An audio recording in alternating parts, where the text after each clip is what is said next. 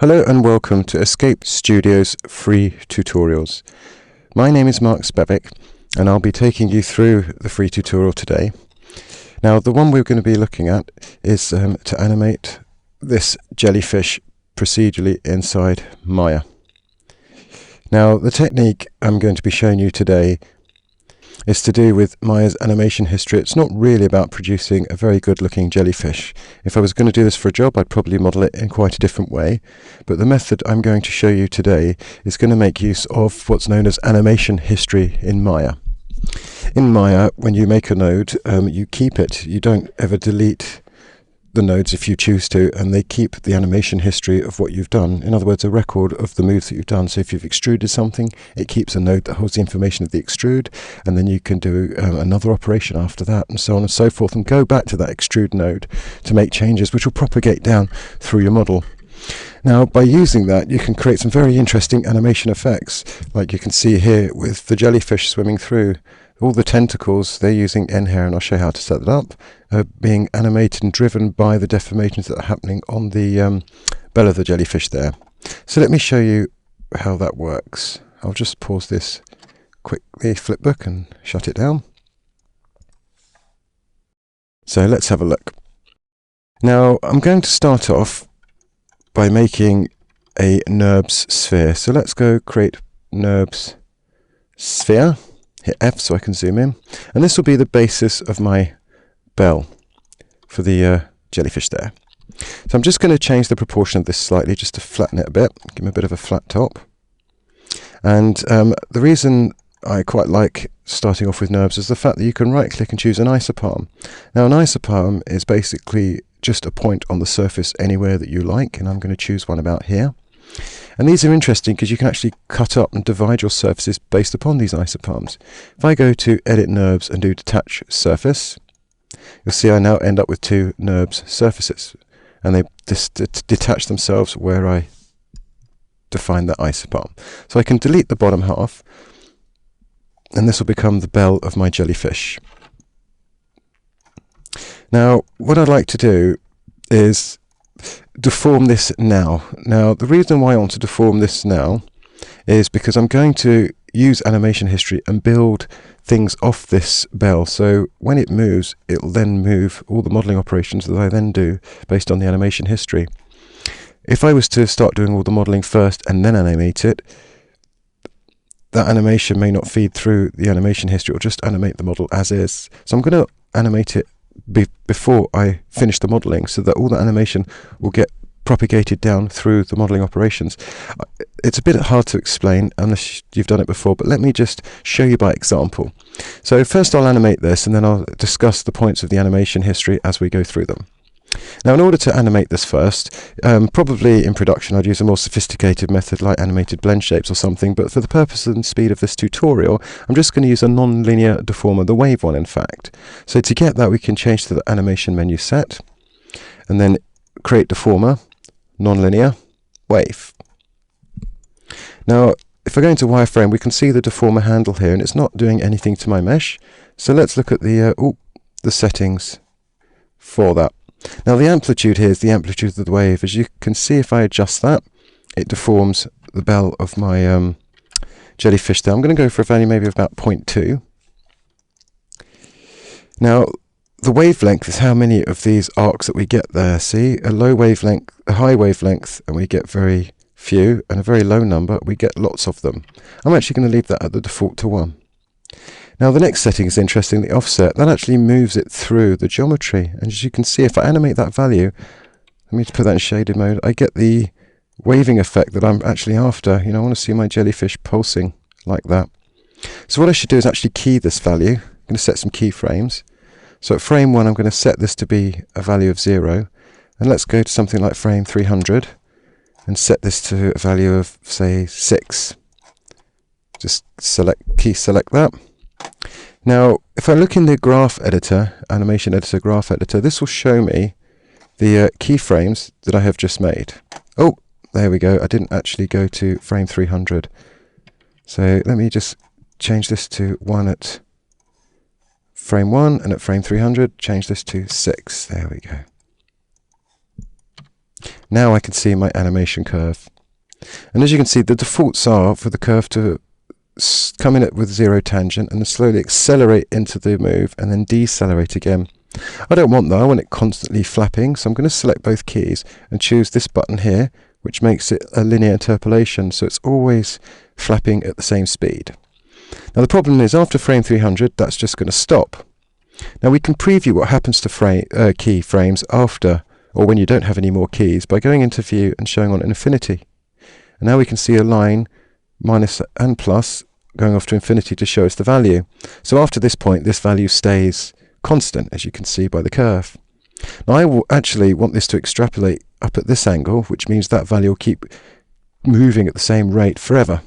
Now to do that's quite simple. We can go into curves and say post infinity, in other words at infinity, after infinity. This is before. So this would do this section, the post will do this section. So we go post infinity linear. Let me just show you, let me tear that off. If I do cycle, we can see the animation cycles after infinity and up to infinity. See, it just goes on forever and ever. But in this case, I want linear, which just linearly interpolates that value forever. So now past frame 300, he's just going to keep flapping. Now you must always play blast or flipbook this to check if it's the right kind of speed for you. Never rely on the timeline playing back, because it plays back at some strange speeds sometimes, very much dependent on your hardware that you're running it on. That feels kind of nice and sedate. Jellyfish don't flap that quick. Now back to the handle again. We have this horrible pinchy bit right at the center there, and that's because my wave is deforming the whole thing. We've actually got this lovely thing called min radius. Now if I increase that value, you'll see we don't get the peak anymore, and it's only deforming the edges of the bell. That's much smoother. That's much more what I'm after. We get this nice sort of pulsing and stretching of the mesh behavior.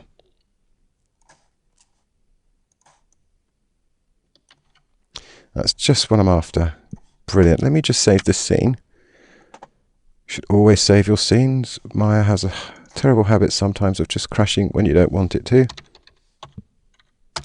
There we go. Now at this stage, I'm going to convert this into polygons. In fact, I'm not going to convert it into polygons quite yet. What I'm going to do is draw or make the tentacles. And I want the tentacles to pick up this animation of the bell. And I'm going to use animation history to do that. Now, if we look at the hypergraph, what we can see here, let's put that in connections mode. Oh, we are in connections mode.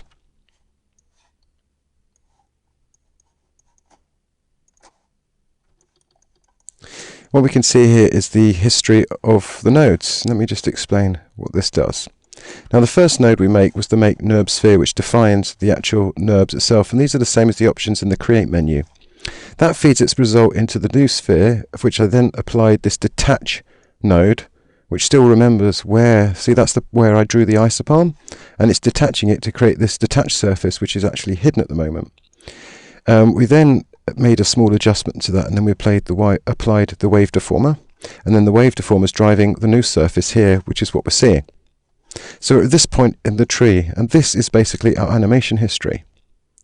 Now I'm going to pull my curves from this point here, and if you remember, this node is actually picking up before it the deformer, so this node is getting deformed in relation to the history there. So let me show you what that is. If I choose another isopalm, I can actually choose the very bottom one here. And if I go to the NURBS or surfaces menu set, I can actually go duplicate surface curve, which actually turns that isopalm into a real curve. If we look in the outliner, and here it is here, we can see we now have a curve. Now if I had just didn't have animation on the history on, this curve wouldn't change shape or pattern with the surface that created it. But because we do in fact have the animation history on, and that's this button here, you can turn it on and off like that, but make sure it's on for this example. And I go back to the hypergraph connections. What I can see is after the detached surface that's having the deformation node here deform it, I'm then pulling off the curve and then the duplicate.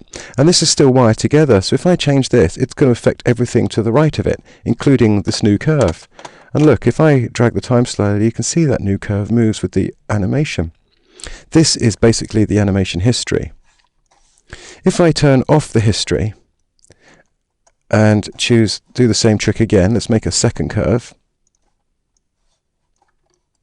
You can see that second curve is not attached to this network, so it doesn't know how the surface that made it is deforming, and you can see it doesn't move at all.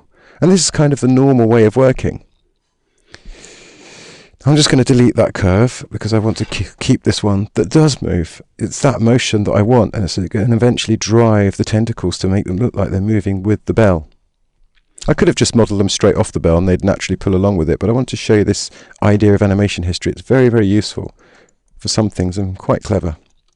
Now I'm going to take that curve and just duplicate it and drag it down. And there is no history connection between this curve and everything else. As you can see, it's not affected, which is fine. I'm going to say my tentacles be around this long. Now to make the tentacles, I'm going to select both curves and just simply loft them, which gives me a bunch of isopalms going straight down. These are going to become my tentacles, because I'm just going to choose isopalm and select them, and then go duplicate surface curve again. Let me hide the loft and the two original circles. What we can see here, I now have a bunch of curves, and if I drag the time, they're actually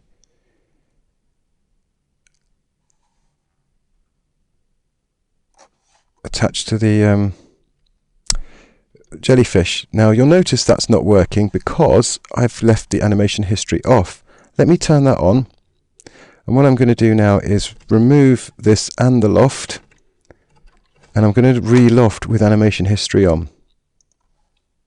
Now if I choose the isopalms and duplicate them, let's hide those again. What you can see this time that I've got the history on, now when I drag the time slider, the top of the curves now stay with the bell. That's exactly what I want. If I just show you the CVs, we'll be able to see them moving up and down with the geometry. The curves are stretching. This is the joy of the animation history. It keeps everything working together. So these are going to be the basis of my tentacles. Now the tentacles I'm going to use are going to be nHair, but before I do that, what I want to do is just convert this into polygons so I can extrude it a little bit. I want to extrude it because later on when I use a nice sort of see-through shader, I want two surfaces so I can get some kind of thickness and the kind of proper refractions that go on inside jellyfish. So to convert your NURBS into polygons, it's very simple. You can go to the Modify menu, down to Convert, and choose NURBS to Polys. Now the scheme that I want to use for this here will be the general fit. So let's hit Apply. And I'm just going to hide the original NURBS, so now I can see the poly. Now that looks horrid. It looks horrid because I need to go to the NURBS Tessellate node. This is the node that turns the NURBS into the polygon. And we can see that I don't have enough divisions here in order to describe that surface properly. So it's simply just increase the number of divisions. Look, as I increase the V divisions, we now get the circular nature of the jellyfish better defined. And if I do the other U direction isopalms, there we go, we now have enough resolution to define our bell within polygons. And because of animation history, this new object is still very much connected, let me show you, into that network.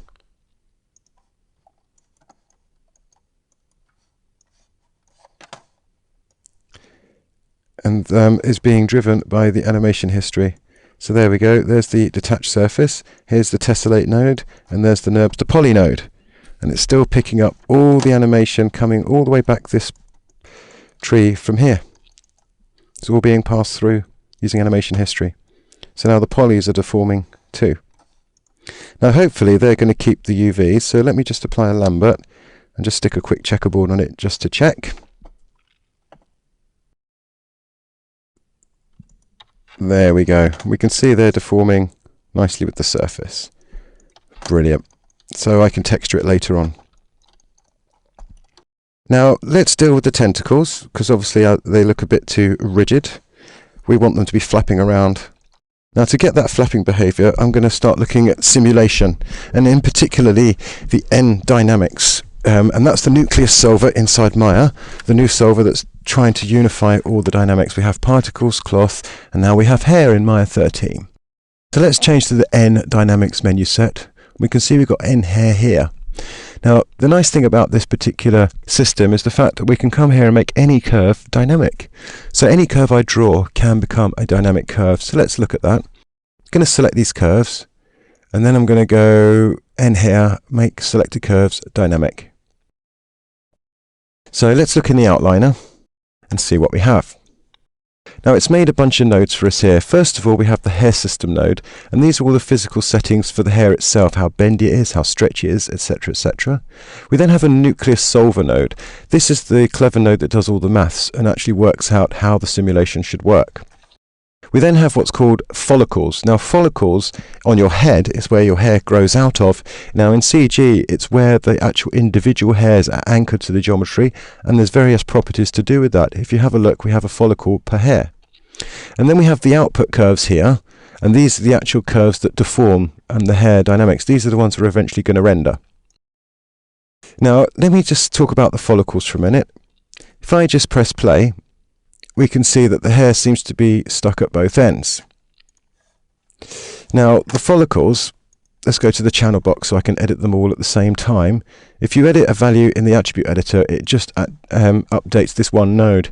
If you have multiple nodes selected and you edit them in the channel box though, on the other hand, this will actually change the value on all the selected nodes, which is quite handy. It does it at once. It saves me having to go back and clicking lots of times. Now on the follicle we can define this thing called point lock, and this tells us which end the hair is attached to. Look, if I say it's attached, no attach, it won't be attached anywhere and the hairs will just fall off. There we go, see them just drop. Now you can see there's two sets of curves here. We have the original curves on the follicles here. If I open one up, you can see that's the original curve, and then we have the simulated ones. We're only actually interested in the simulated ones, so for now I'm just going to hide the follicles. I still want to change values on them, but I don't need to see them. And then we can see the hair drops away. Now if I change this to base, we can see that the hairs now get pulled along with the bell because of the animation history. And just to show you the other one, let's put them on tip, and then we'll watch them just drop away and stay fixed at the base there. Let's go back to base. There we go, brilliant.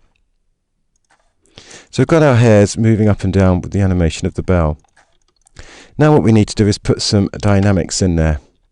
Now the first thing I'm going to do to make these curves behave a little bit better for this particular scene is to go into the solver, the nucleus node, and I'm going to put the substeps up to about 6. This just makes the simulation a little bit more accurate, and I always advise doing that. Oh, hang on 1 second. Now I think I need to rewind here. If you remember, all curves, in fact all geometry can only bend around its CVs. If I look at the CVs on these tentacles, there's only 3 of them, so I'm not actually going to be able to bend them very much. What I need to do is actually change the resolution of these curves. Now I can't change the resolution of these dynamic curves, but what I can do is go back and change the resolution of the original ones. Now to do that, what I'm going to do is select the hair system here, and then we can go delete entire hair system. Nope, that has removed the curves for me. No problem. That normally makes it a lot easier. It's very simple. If you remember, my original curves are under the follicles here. So if I just select all the follicles and press the down arrow key, and then the right arrow key, I've now selected all those curves. And if I do Shift P, that brings them out the hierarchy. So these are my original curves. And I can delete the rest of those. And if I press play, we still see that they're following because of history. So let me just delete all the hair system nodes again. So that's how you can manually undo the hair system if the automatic delete button doesn't work, which often it doesn't. Now, what I need to do is change the resolution of these curves, and that's very simple.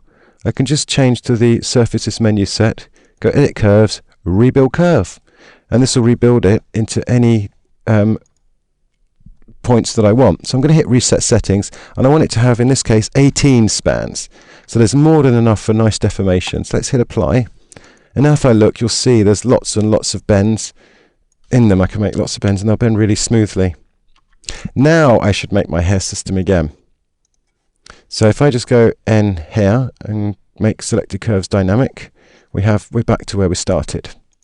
So I'm going to select the follicles again, hide them, just so they don't confuse me. And I'm going to change this to base, so we can see them again being dragged with the top there, just like before. And again in the nucleus node, because I deleted the other one, I'm going to change the substeps to 6. And you'll notice that they're not so stretchy when you do that, the hairs, but they're still bouncing a little bit. The other thing I like to change is this scale attribute. This is like space scale. This is like your scene scale. If I put 0.1 in, I've effectively made it really, really small, and you can see everything's a lot more stretchy, 10 times more stretchy to be precise. Likewise, if I put 10 in, now the scene's much, much bigger and requires a lot more forces to move everything, and you can see very unstretchy. I think a value of about 3 is quite good for this example. So this is actually based on scene scale. If you're building one unit in nucleus is essentially 1 meter, but if you're working from a different scale to that, then you can multiply it up here. So if you're a 1/10 of the dynamic scale, you can multiply it by 10 in here, and then your dynamics will match the scene scale. This is where you can adjust it from. Right. So we got that bobbing along nicely. Now what I want to do is see this move through space. Now in order to do that, I'm going to draw an animation curve. Now to draw the animation curve, I'm just going to go into side view. I'm going to go create CV curve tool. I'm just going to draw a bit of a straight line coming up and then arc it over a bit. Obviously you can make a more interesting animation path yourself. And what I'm going to do is, again, the way the animation curve works, when you attach an object to animate along a curve, it animates at the same speed between the vertices. Now since my vertices aren't uniformly spread, or my CVs in this case, it's going to speed up and slow down between the gaps. So again, I need to rebuild the curve so it's nice and uniform in the way that these CVs are laid out. So I can go to the surfaces menu set and again rebuild curve. I'm going to use the same 18 points. As you can see, they're uniformly spread now. So now so when I animate along the curve, it should move at a nice constant speed. Now I'm not going to attach my jellyfish directly, because I personally like to make a locator first, which will give me a lot of control about how I parent my geometry to that or switch it out afterwards, whereas this will always stay attached to the animation curve. Now to animate a locator along the curve, just select the locator, then select the curve. We can go to the animation menu set and go animate, motion paths, attach to motion path. I'm going to bring up the options and reset them because I want it to animate for the full time here, all 300 frames. So I'm making sure time slider's turned on. So let's hit apply and let's see our locator now run along there in 300 frames, and you can see it doing exactly that. Now sometimes there's a little issue going around arcing curves in the fact that your locator can spin around. And in order to see if it does do that, a little test I like to do is put a sphere nearby and just offset it away from the locator. And I'm just going to pop it under the locator so it's a child of the locator and we'll move with it. Now as I drag the timeline, we can see that's moved. Oh, there we go. There's the problem there. Now surfaces have normals to tell you which way they're facing, but curves don't. So it's a bit ambiguous, especially when it curves, to which way it should be facing. Now the majority of the time it's facing on the right here, but just that this CV, it seems to switch and then back again. So what I'm going to do is, first thing I can do is just move some of the CVs a little bit. There we go, to see if I can affect that behavior. Let's try and move the one below. Let's move it in this axis instead. There we go. So now, hopefully my little sphere, let's try this one again.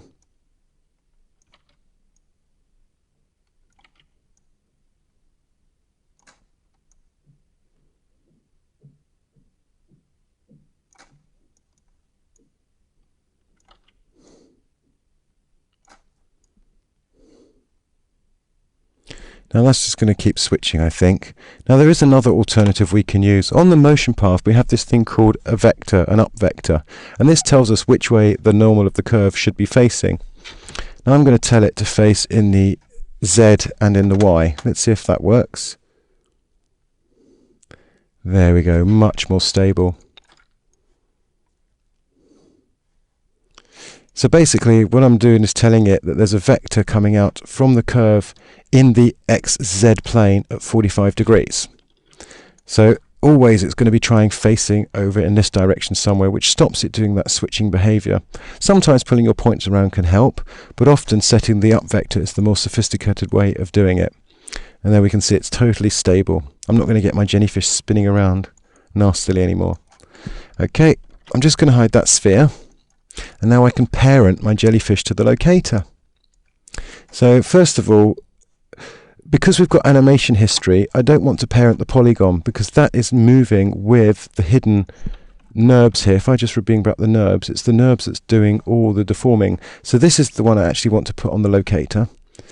And everything else is being driven by the animation history. The polygon will get pulled with it. As you can see there, if I press play. Now here's an interesting effect. You can see the deformer's gone a bit weird. Because essentially my deformer, let me just put these points back. My deformer needs to move with and stay with the NURBS surface there. So let me drop that under the locator as well. Now we can see the deformer's going with it. And we can see that our hairs are being dragged along and they're picking up the pulsing.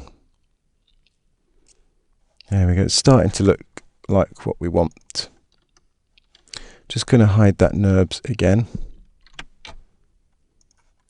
Now there's one thing that's pretty excuse me, obviously apparent here, is that the tentacles seem to be sinking downwards, and that's due to gravity.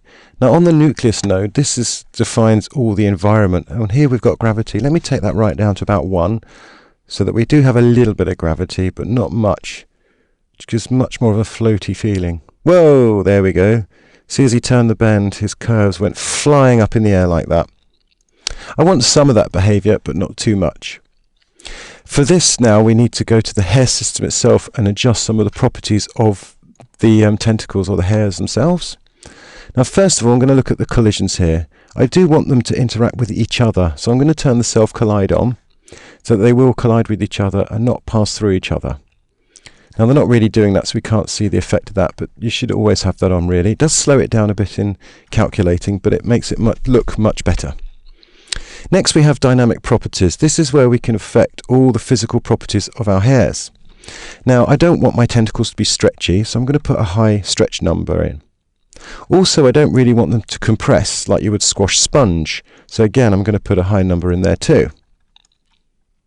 And I don't really want them to twist too much, so I'm going to put a lowish number so they can twist a little bit. We'll see, it doesn't really have that much of an effect, it just stops them stretching too much. Now the real magic comes for underwater here, is down at the bottom is actually things like drag and damp.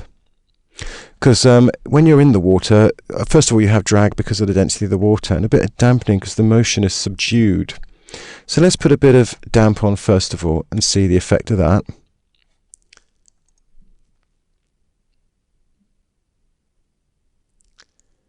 There's a little bit of an effect. The main one though is this drag. Let me put a value of drag 0.1 in the drag as well, and now let's see the difference with a bit of damp and a bit of drag.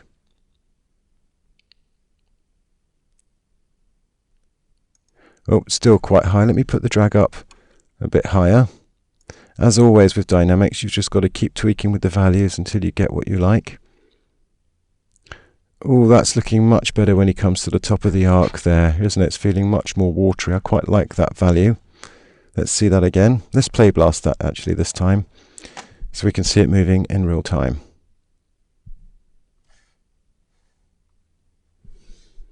There we go, especially around the top of the arc there. So let me just abort that.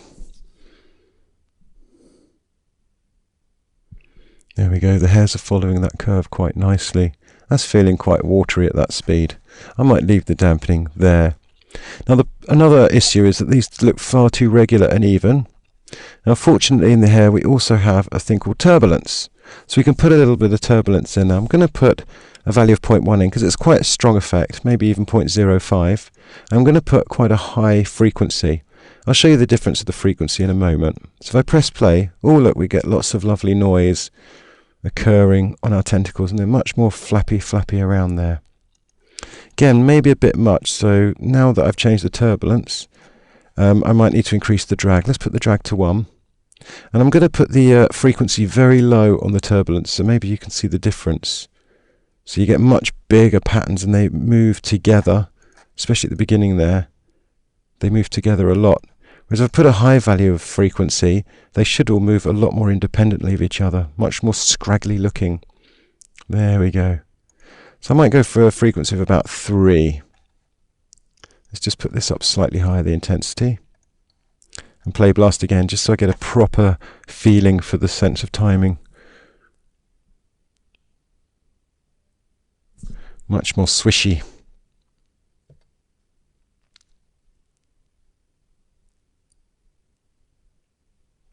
Now I feel it's moving down the animation curve a little too quick. Now to change the speed of which it moves down the animation curve, we want to pick the locator again, because we have this motion path node. And you can see there's a value animated here. Now a curve, if I move the value, you'll see it goes between 1 and 0. And at 0 it's at one end of the curve, and at 1 it's at the other. So this U value is literally where it is along the curve. So a value of 0.5 will mean halfway along the curve. And this is animated. So if I look in the animation graph editor, I can see that curve here. And we can see that it starts off at 0 and it slowly speeds up into its move and then slows down again. Now if I want to slow this move down, I know that 0.1, when the value is at 1, it's reached the end of the curve. So instead of reaching the end of the curve at frame 300, I'm going to reach the end of the curve at frame 600. So effectively I've halved the speed. Let's have a look at that. That seems much better. That pulsing now seems like he's pulling himself along the curve.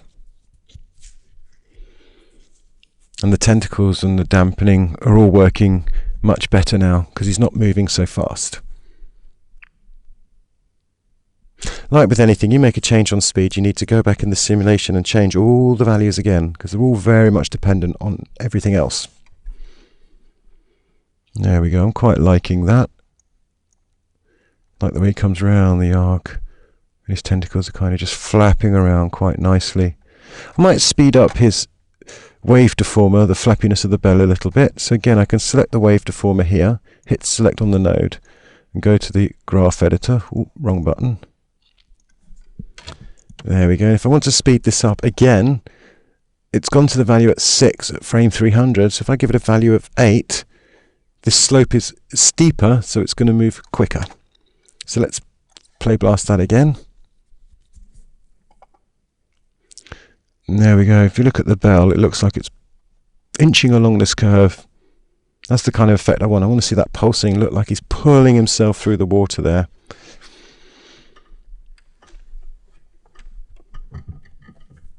There we go. That feels rather nice.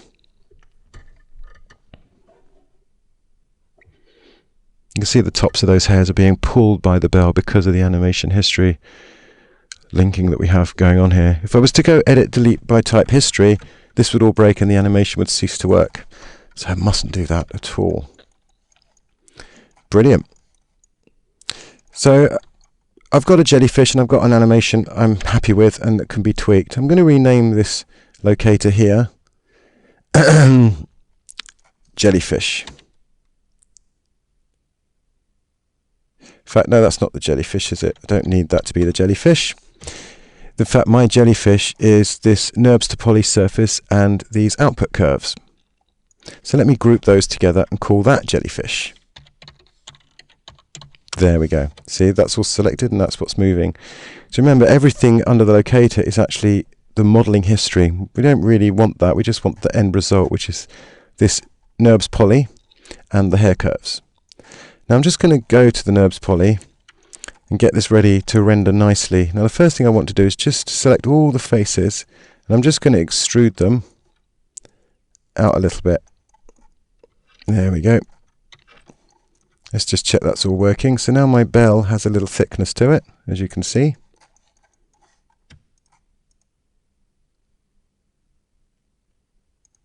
Now you might notice that the bell has a little bit of faceting.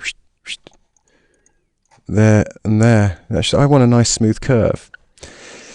Now, if you remember, we used, if I select the NURBS poly here, again, we've got the history. So I can go back and change the tessellation options. Again, the advantage of history. So here's the extrude I did, and before that, I tessellated it, didn't I? So there's the tessellation node. And we can see, here's the options. And these are the options, where are we? That I put into Maya.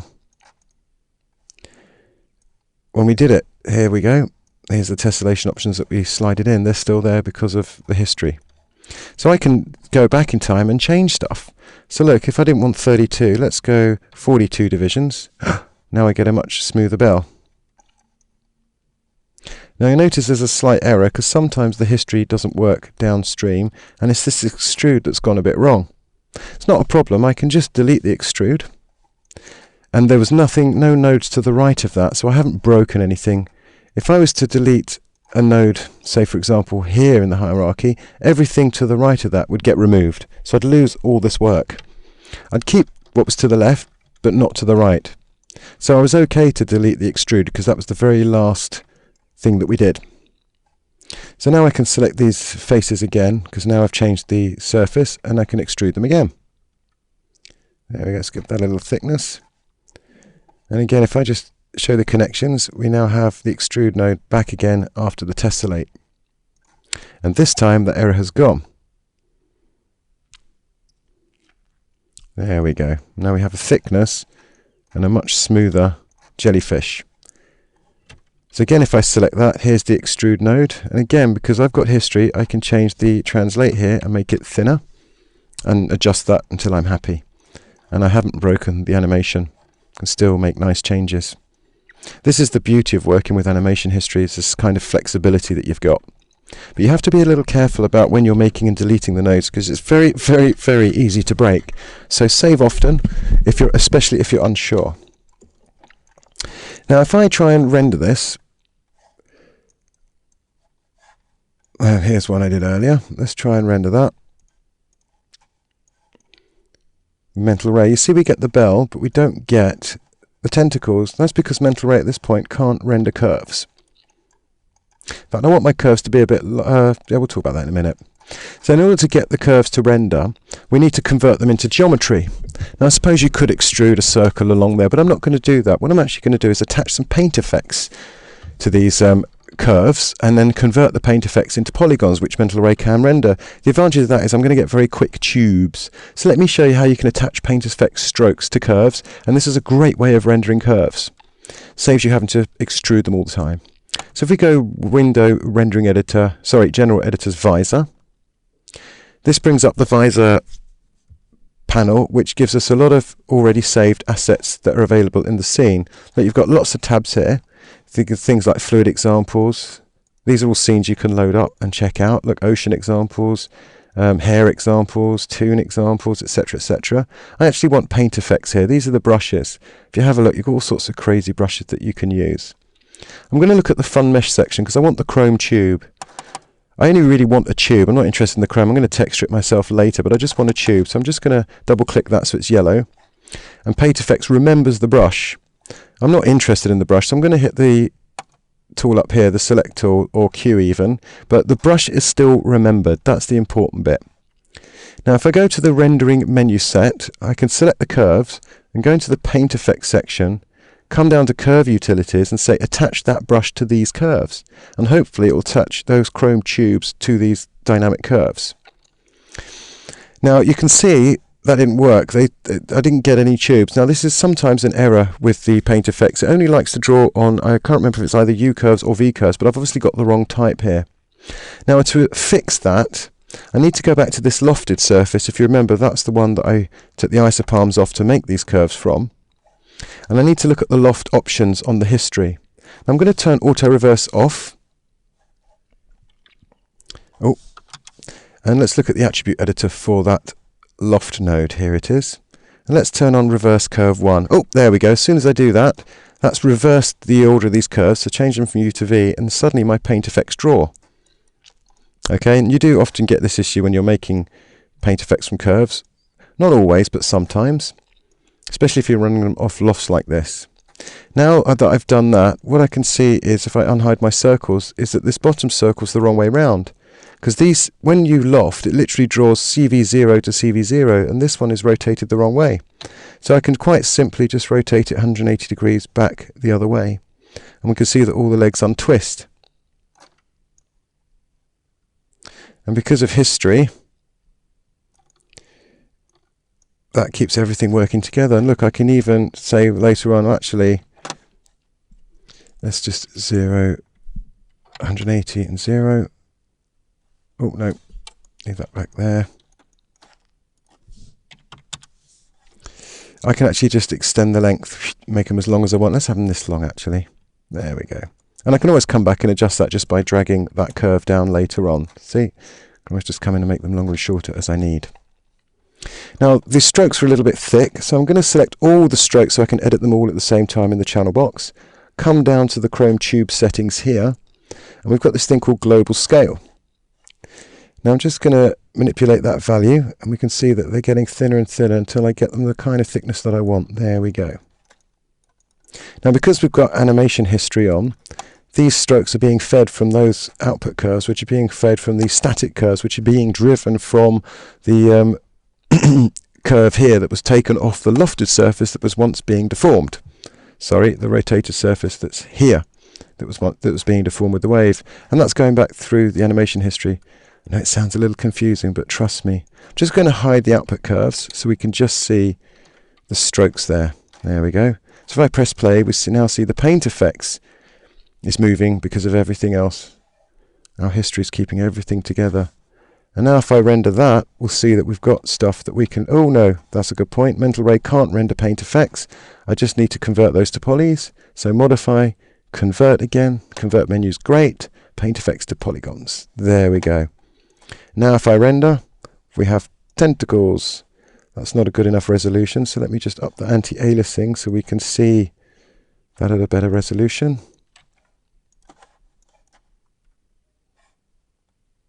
There we go, and we see they now have the tentacles displaying. Brilliant. Excuse me.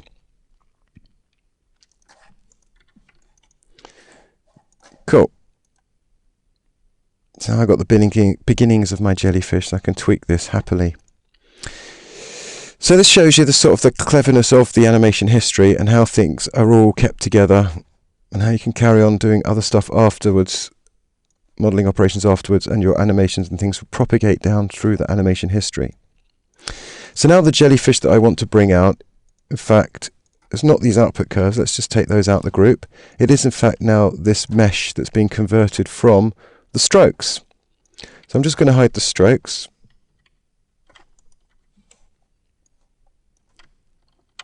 As well, and here's the jellyfish geometry. This is the only geometry I'm interested in. The polygons from the paint effects and the NURBS surface, sorry, the polygon surface which was converted from the NURBS. So now I've got all polygons and they're all animating just as the NURBS surfaces were. Cool.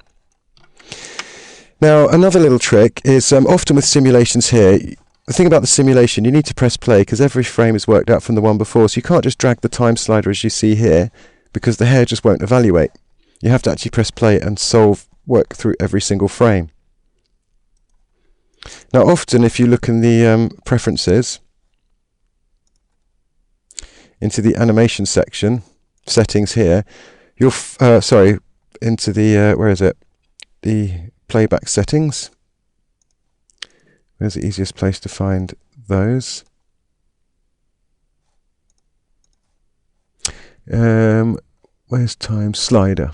Here we go, time slider. You must make sure the playback speed is on play every frame.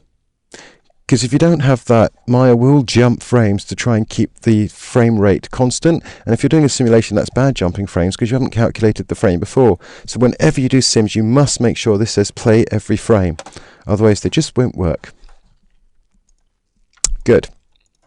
Now, with a simulation, what we often do is we bake it or cache it to disk. That means I can drag the slider, move it around in the scene, make multiple copies, offset them in time, and really have a lot of flexibility later on in the pipeline. Plus, I can render it on several machines at once. You know, being the fact that it needs the frame before worked out generally means you can only render a simulation on one machine and render the frame sequentially. But if you pre-cache all the animation, all the simulation to disk, then you can render any frame at any point in time, which is the advantage of using it on a farm. So let me show you the new Alembic cache system that we have inside Maya. Alembic is a new crazy sort of point cache format that does a lot of things, and a lot of companies are starting to use that within their pipeline. Point caching has been around for a long time because it's a very convenient way of getting geometry between different applications, because they all do different rigging and that kind of thing, whereas a point cache just literally stores the point positions frame by frame. Nice and simple. So I'm only interested in the geometry that's deforming here, and that's my jellyfish. So I'm going to select the top node of the jellyfish here, and that only has the NURBS, the poly that I converted, and the paint effects which have been converted to polys as well. So I'm going to select the whole jellyfish here and go pipeline cache, Alembic cache, and then export selection. Now if you don't have this menu, you will need to go into the plugins menu here, and it's this ABC import export you must turn on. This means the Alembic cache, ABC. So make sure those plugins are turned on, then you will get this menu. So I'm going to go Alembic cache, export just the selection. I don't want the whole scene, because Alembic will export everything. I just want what I've selected. Let me bring up the options, because there's one other caveat. Now I want to time slider this so I get the full 300 frames. The end of the shot I'm going to do is only about 200 frames, but that's going to the reason I've got more frames in the cache is so I can change the length of it. I can speed it up and slow it down later without having to resimulate, which is very handy. Plus I can bring the same cache in to one scene multiple times, and if I offset them all in time slightly different, suddenly I have a swarm of jellyfish when I only really had to originally animate one, which is very, very handy in production, being able to scale up this kind of thing to get the whole school of jellyfish very quickly. Now the other thing here is this evaluate. At the moment, if I evaluate 1, that's every single frame. Now I want to evaluate 0.5, which means I'm going to evaluate every half a frame. So if I stretch it out to twice its length, those half a frames will become every frame, and I've actually calculated the in-betweens.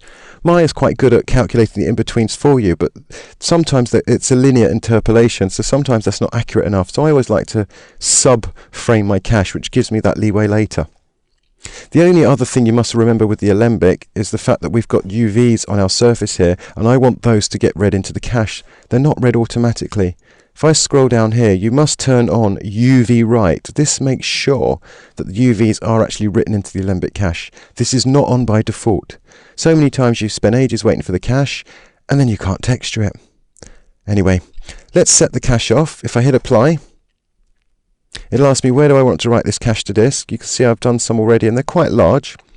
And so let's call this Alembic, or let's call this cache jelly. What are we on now? Version 2. As you can see, it's ticking through the time slider there, doing the half frames. Now I'm just going to pause the recording for a minute while this gets done. So I'll see you again in a moment. Hello again. There we are. The cache has finally finished. I can close that menu down. Now the cache does not get loaded into this scene at all. What I'm going to do is actually save this scene and make a new one. So I like to keep one scene for my simulation, and then I'll make another scene for the actual rendering. So that's what this scene will be. So let me just save this as the jelly render scene.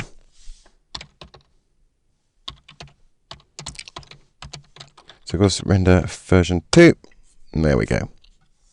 So now I want to bring in my Alembic cache, and it's very simple. Pipeline cache, Alembic cache, import Alembic. Let's bring up the options. Now I do want to import a scene root, which means it's just going to come at the top. If I was to select an object, I could bring it in as a child, but I don't want to do that. And I want to change my out frames here to 300 because that was the original length. So let's hit import, and then it will take you to the cache directory. And here's the version 2 cache. I'll just import it. And you can see it looks exactly like the hierarchy that we exported. It's exactly the same, the poly node and all the poly tubes. The only difference is now I can drag it backwards and forwards as if it was animated. So there's no simulation going here, and of course that's going to be very, very fast. Now if I need to change anything, obviously I have to go back to the other scene, make my changes and rewrite out another version of the cache. Now as I mentioned before, the advantage of this is that we can bring in multiple caches. Let me just bring in a second one. There we go, and I can just move this off in space, and now I have 2 jellyfish. So if I was to offset the cache in time from each other, these two would look quite different. And so on and so forth, I could build many. Now let me show you another nice little trick with this. Say I want to adjust this animation. For example, frame 1, they start off all too uniform. What I'd like to do is actually have maybe this frame here, frame 40, as the start frame, where they're in an interesting position. So let's have a look at the caching and how we can offset and change the cache. Just going to bring up the hypershade for this. And I'm going to have one of the nodes selected. So I have to wait a minute for Maya to open its own hypershade. There we go, it's open. Let me just make this window a little smaller. Now I'm going to select that node and go show the input-output connections here. And what we can see in the hierarchy, in fact I will shut that down, is that I've got my geometry, and that's connected to this cache node. Now there's not a lot of options on the cache node, none in the channel box, and very few here, apart from the file. You can obviously load in a different cache file, but it's going from start to end, and here's the time parameter. Now this time parameter is interesting. You can see it's plugged into a time node, and I can enable that and animate this value, but I'm not going to actually. I'm going to show you, well, to do the same thing. I suppose we could, thinking about it. What I'm going to do is just actually break the connection by selecting hit delete. Now this cache value just tells it which frame to read from the cache, and then you read that at a particular frame in Maya. So at frame 1 I'm reading frame 1 of the cache. At frame 60 I'm still reading frame 1 of the cache. That's why he's not moving. Look, I could put in frame 10 or 20, or I could change this value manually myself. There we go. See, it does the subframes as well. Let's put this back to 1. So what I'm going to do is keyframe this myself, and then I've got an animation curve I can play with. So at frame 1 I'm going to set a key, and at frame 300 I'm going to set a key to be 300, so it's playing back at the same rate as before. If I select that node, go animation graph editor, we can see that it's again ramping and ramping out. So let me just make that linear. Now I don't really want this to start then, so what I can do is drag both of these and if I hit W and hold down shift and middle drag, I can slide this along the time slider like so. And if I butt it back this way, you can see at frame 1 now it's reading this part of the curve, which is a little bit into the cache. So I'm just going to drag that so frame 1 looks interesting. The only problem is now at the very end here there's no more frames after frame 256 because of the way I've offset it. We can see that he stops moving at frame 256. I only really wanted 200 frames in this sequence, so that is more. That's why I overdid 300 frames, so that's more than adequate. And look, by selecting this one vertex, I can drag that in, which is effectively speeding it up, and dragging it out is effectively slowing it down. So I can adjust the speed of which he swims just by doing this later on, and I've offset it in time. So it's quite handy setting your own keyframes on these nodes. Now if I pick the second one, again let me bring up the hypershade.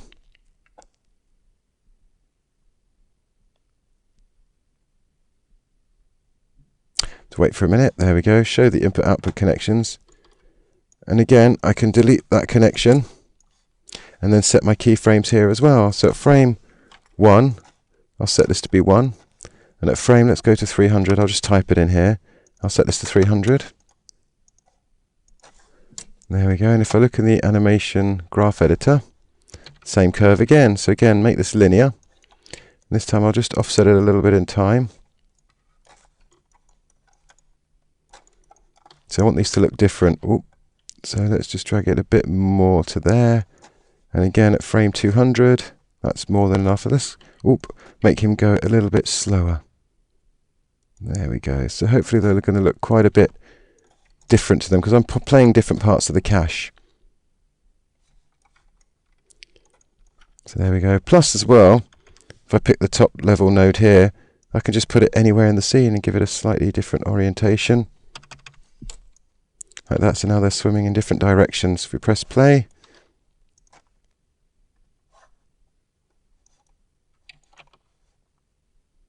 got 2 jellyfish animations when I only did 1. The beauty of caching. Now just to finish off, I'm going to create a camera to view this through.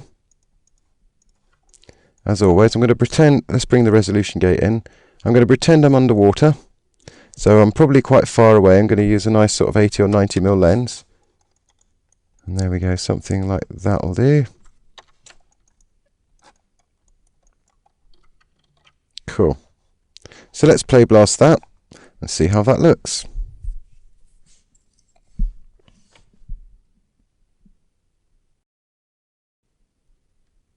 Okay, they're going to be good to frame 200. I'll just let that play back. And there we go. We've got a couple of jellyfish doing different things. Obviously, you want to add more variation. And I can go back to my master scene and write out lots more variations of this jellyfish and populate this scene with hundreds of them if I want to. Very easy to set up. So, just to recap on the concept that we've covered here, the first thing is this idea of animation history propagating stuff down through the connected nodes. And as you can see, it was quite easy. Once we've set it up, it's quite easy to go back and make some significant changes. For example, I can change the speed of the bell and that will filter through to everything. And at any time I can change the thickness of the bell or change the length of the tentacles very, very simply. Whereas without the animation history, I'd have to rebuild everything from scratch from the beginning again, which is fine, but it slows you down. You know, if you can take advantage of animation history when you're modeling, it's definitely a big helper. It's one of the sort of semi-procedural ways that Maya does in fact work. The other interesting point we looked at here was the idea of caching your data to disk, which gives you a lot of flexibility afterwards. As you saw, I can bring them into many times into the same scene, offset the cache in time, and then appear like I've done an awful lot more variations of this jellyfish than what I actually did. And the things that help you do that is to cache out many more frames than you need to, and to make sure you cache the subframes, so that way you can slow things down as well as speed them up.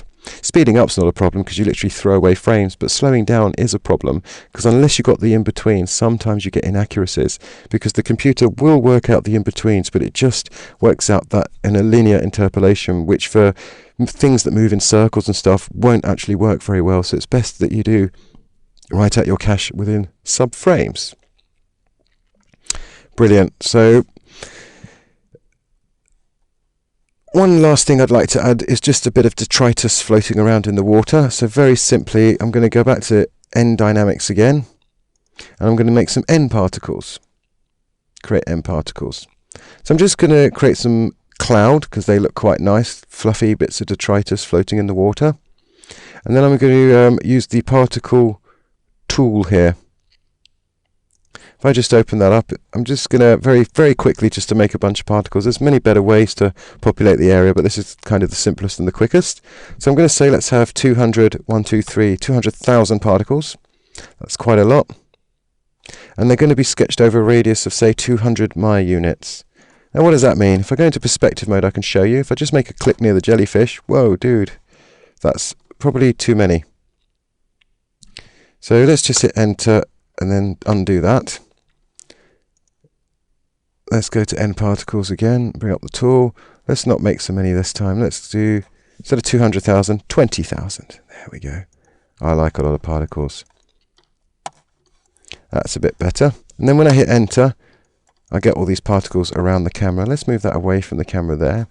So the camera is now looking through into this volume of particles, as we can see there. If I actually render these in mental array, you'll see they come out as lots of little dots, which is absolutely fine. Now, the color of these is driven from the particles. Now, first of all, I'm just going to go to particle size, and I'm going to put random, here in the radius scale, I'm going to put randomized, and I'm just going to put some spikes in this graph here, and this is going to give lots of different random sizes of particles. They're all going to be different sizes now. Now, if I press play, they don't move. I just want to bring a little bit of life into them so that it suggests that there's water pushing them around. And for that, we're going to need a field. So I'm just going to make sure the particles are selected. I'm going to go to fields and bring in a volume axis field. I like this one because it has a much nicer feeling of turbulence. Now the volume axis field works in a volume. If I scale it up, it will work within this cube. In fact, I can change the shape of the volume by opening up the volume control attributes on that node and changing this to a sphere. There we go. It's much more the shape of our particles now. Let me just pop this around the particles. There we go. So it's going to affect everything that's inside itself, basically. Hopefully now all the particles. Now, the bit I like about this particular force is the fact that we have some turbulence. So I'm going to put a small value of turbulence in. Maybe increase the frequency because I want each one to move independently. Let's put a bit of detail in there. And now let's have a look at the relative speed. They just want to move a bit slowly. So I'm just going to play blast that to see how they move. The problem with the turbulence is you always put it in far too much and they always move too quickly. I'm only going to do a few frames just to see how that's starting to look. As you can see, they're moving very crazy indeed. It's far too much. So let me bring up the outliner here and select the volume axis field. Let's take the amplitude down to something like 0.5. I just want a really subtle movement in these things. That's probably not going to be enough, but let's see. Wait for about a second. There we go. Maybe a little bit more on the volume axis field. How about 0.1? Let's go for that for now. Now you'll notice my detritus is blue, and that's because it's driven by the colours of the particles. Now we can change the colour of the end particles here in shading, and we can see that they are shading blue. So I'm going to put again randomised, and I want random shades of brown to be fair. So let's pick a brownish colour here. And on the other one, I'm going to pick a lighter brown. In fact, there we go. Let's make this one a bit darker. Make this one even darker still. And if I put column randomizer, that helps add a bit more randomness to these two values. There we go. We've got all sorts of different blues going on there. Brilliant. I'm just going to hide this volume axis field node that we can see, and also this little N node that's there. Let me deselect the tentacles. Because that's actually the handle for the nucleus solver. And there we go. So let me go window, play blast. Let's see how this looks. Give that full size.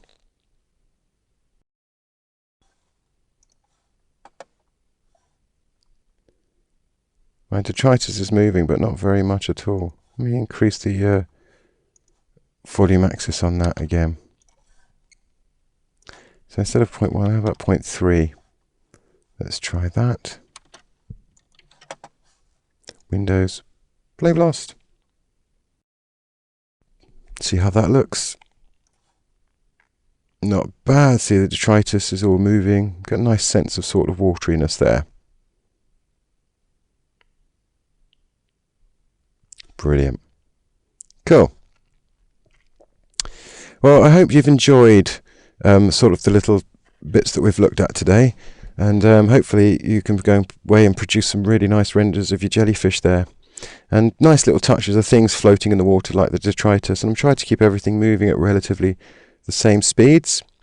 But it's not really about producing a nice jellyfish shot. It's more it's more about having a look at this idea of the animation history, so that you can build a lot of flexibility in the way that you're modeling stuff. If my director came in now and says, "Oh, can you put some fins on that jellyfish?" I can easily go back and extrude off that polygon, and all the history will work. Or if he goes, "I want longer tentacles," I can easily make them longer.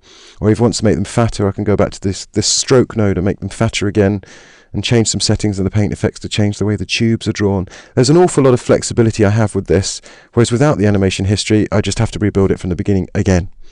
So there's definite advantages to learning about animation history and trying to use that in your workflows. So again, thank you very much for taking the time to listen to me. I do very much hope you've enjoyed our free tutorial, and I must remind you to also check our website, because we have an awful lot of free tutorials on the website, as well as other webinars and other sort of information that can tell you sort of more advanced and also basic techniques to do with Maya, Nuke and other stuff. So please check out our website for this tutorial again, and also for all the other ones, and I do hope you enjoyed listening to me, Mark Spevick. I say thank you again, and goodbye.